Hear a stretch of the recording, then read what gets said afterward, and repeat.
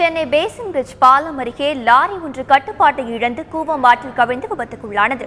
வியாசர்பாடியில் இருந்து துறைமுகம் நோக்கி இன்று அதிகாலை லாரி ஒன்று சென்றது. பேசின் பிரிட்ஜ் பாலத்தின் மீது சென்றபோது லாரி கட்டுப்பாட்டை இழந்து கூவம் ஆற்றில் கவிழ்ந்து விபத்துக்குள்ளானது.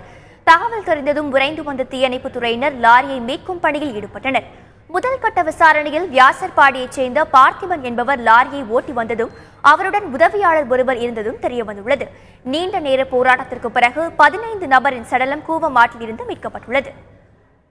இது டிரைவரோட அஜாக்கிரதனால தான் இந்த மாதிரி விபத்து நிகழ்ந்திருக்க வாய்ப்பு இருக்குது.